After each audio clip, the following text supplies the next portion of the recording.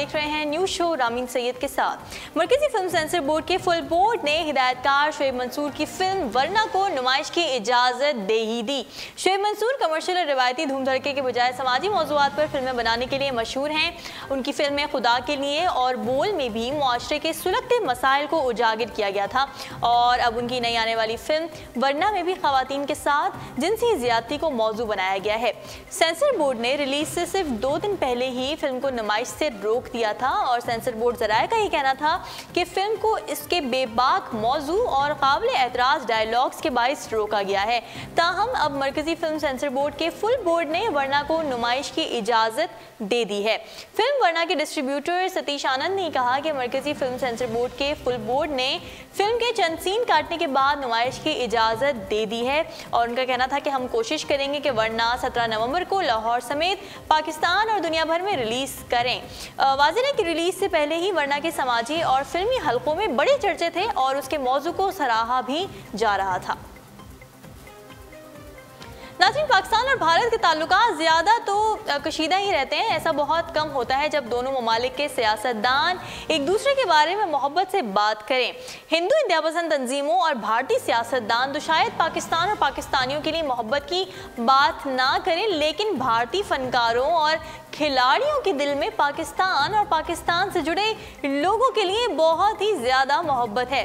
गुज़िश्ता बरस कश्मीर में कायम उड़ी कैंप पर होने वाले हमले के बायस जहां हिंदू इंतहा पसंद जमातों ने पाकिस्तानी फनकारों के साथ नारवा सलूक किया और उन्हें भारत से बेदखल कर दिया, वहीं शोबिस से ताल्लुक़ रखने वाली कई फनकारों ने पाकिस्तानी आर्टिस्टों के न सिर्फ हिमायत की बल्कि उनके लिए इंतहा पसंदों के सामने खड़े भी हो गए। इंतहा पसंदों की पाकिस्तानियों से नफरत के बरक्स कई भारतीय फनकाराएँ पाकिस्तानियों की मोहब्बत में गिरफ्तार हो चुकी हैं, जिसकी मिसाल भारतीय टेनिस स्टार सानिया मिर्ज़ा और अदाकारा सुष्मिता सेन है, जो पाकिस्तानी क्रिकेटर्स शोएब मलिक और वसीम अकरम पर न सिर्फ अपना दिल हार बैठी बल्कि सानिया तो पाकिस्तानी भाभी का एजाज़ भी हासिल कर चुकी हैं। नाज़रीन, दुनिया भर को अपनी खूबसूरती के सहर में जकड़ने वाली साबिक मलका हुस्न और नामवर बॉलीवुड अदाकारा सुष्मिता सेन अपना दिल साबिक पाकिस्तानी क्रिकेटर के आगे हार बैठी थी और क्यों ना हारे। पाकिस्तान के बेहतरीन खिलाड़ी होने के अलावा वसीम अकरम पुरकशिश शख्सियत के मालिक भी हैं। सुष्मिता सेन और वसीम अकरम की मुलाकात 2008 में एक रियलिटी शो के दौरान हुई थी। दोनों की नज़दीकियों की खबरें भारत समेत पाकिस्तानी मीडिया की भी तवज्जो का मरकज़ बन गई थी, लेकिन बाज़ वजूहात की बिना पर दोनों के दरमियान अलहदगी हो गई थी। अब बात करते हैं कुछ सानिया मिर्ज़ा और शोएब मलिक के हवाले से। एक दूसरे की मोहब्बत में गिरफ्तार ये जोड़ी उन तमाम लोगों के लिए एक मिसाल है जो सिर्फ पाकिस्तान और भारत के दरमियान कशीदगी और नफरत देखना चाहते हैं। पाकिस्तान के मुख्तलिफ और अहम मौक़ों पर सानिया पाकिस्तान आकर इस बात का सबूत देती हैं कि उन्होंने पाकिस्तानी क्रिकेटर के साथ पाकिस्तान से भी बेहद मोहब्बत की है, जबकि शोएब मलिक भी सानिया मिर्ज़ा से बेइंतहा मोहब्बत करते हैं।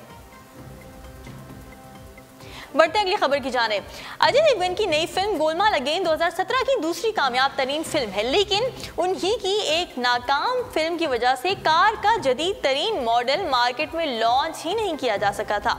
2004 में अजय देवगन और आयशा टाकिया की फिल्म टार्ज़न दी वंडर कार रिलीज हुई थी।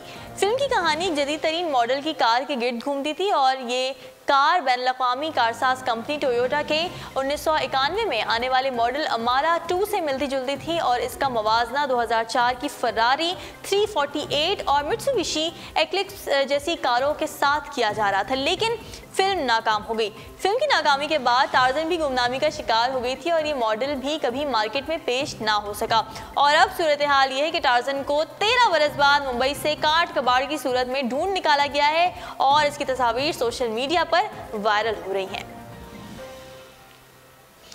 श्रीदेवी ने कई बरसों तक बॉलीवुड पर राज किया और अब उनकी बड़ी बेटी जानवी कपूर की पहली फिल्म धड़क का पोस्टर रिलीज किया गया है। श्रीदेवी की बड़ी बेटी जानवी कपूर की पहली फिल्म धड़क तैयारी के मराहिल से गुजर रही है और अदाकार शाहिद कपूर के छोटे भाई ईशान भी फिल्म में जानवी के मद्देमुकाबिल हीरो का किरदार निभा रहे हैं। धड़क मराठी फिल्म सायरात का हिंदी वर्जन है और शशांक कप्तान के हिदायतकारी में बनने वाली ये फिल्म 6 जुलाई 2018 को रिलीज होगी, लेकिन इसका पहला पोस्टर हाल ही में जारी कर दिया गया है।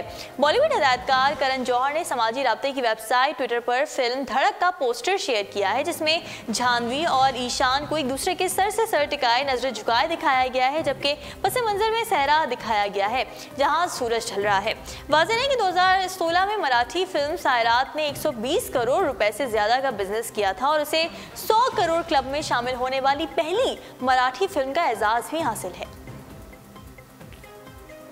नाज़रीन, बॉलीवुड के मशहूर ज़माना हैरी पॉटर फिल्म सीरीज़ में आपने जज्बात जाहिर करने वाली पोर्ट्रेट तस्वीर देखी होंगी जो सूरत हाल के लिहाज से गम, खुशी, हैरत और मायूसी को जाहिर करती हैं, और अब एन यही काम आपकी फेसबुक प्रोफाइल तस्वीर भी कर सकेगी।